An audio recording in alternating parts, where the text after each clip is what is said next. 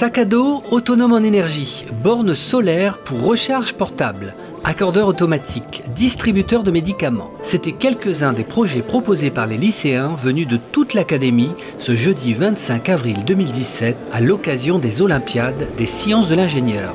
L'UTC de Compiègne accueillait ce rendez-vous de la technologie. Oui, donc les Olympiades des sciences de l'ingénieur, c'est une épreuve où plusieurs équipes des lycées de l'académie viennent se rencontrer à Compiègne, à l'UTC, pour présenter leurs projets, les projets qu'ils réalisent tout au long de l'année, des projets qui leur servent également à passer l'épreuve du baccalauréat, mais qui leur servent aujourd'hui à se présenter une finale régionale, la finale de la région qui permet de qualifier 3 équipes pour aller en finale à Paris le 17 mai. Il y aura donc toutes les équipes de chaque région qui seront représentées.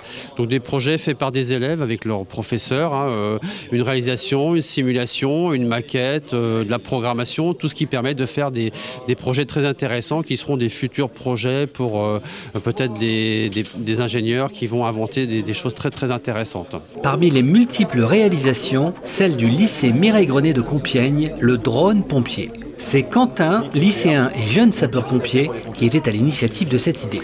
Donc c'est un drone pompier qui permet d'éteindre des feux d'origine chimique, nucléaire, ou donc difficile d'accès. Donc ça permet de préserver les vies des pompiers. On a 70 heures de projet. On doit travailler en 2 parties. Donc il y a une partie tech et une partie SIN. Donc moi je m'occupe plutôt de la partie SIN ou de programmer les capteurs de façon à faire avancer le drone, programmer, savoir s'il y a des gaz dangereux ou pas pour les pompiers et capter les flammes, tout ce type de composants. Qu'est-ce que vous craignez le plus là avant que le jury passe? Que tout marche en fait. On espère que tout marche. Parce que déjà hier la batterie, la pompe elle marchait plus en fait. Donc là on espère que tout marche devant le jury. Nos lycéens de l'Oise, comme les autres participants, ont présenté leur projet face à un jury très attentif à l'écoute des explications des futurs ingénieurs. Parce que là c'est proportionnel. Mais en vrai, vu que admettons les portes minimum font 60 cm de large, donc il faudra pas qu'ils dépassent cette largeur là, et en longueur il pourra faire 80 cm ou... Oui, tout à fait. Oui. À l'issue de la présentation, les élèves semblaient très confiants. Un peu stressé quand même, non? Et après on s'habitue. Ouais. Mais c'est le lycée Jules Verne de Château-Thierry avec le projet Surveillance Consommation d'eau et le lycée Joliot-Curie de Hirson avec le projet Anti-Gaspillot qui ont remporté les suffrages. La finale aura lieu le 17 mai à Paris.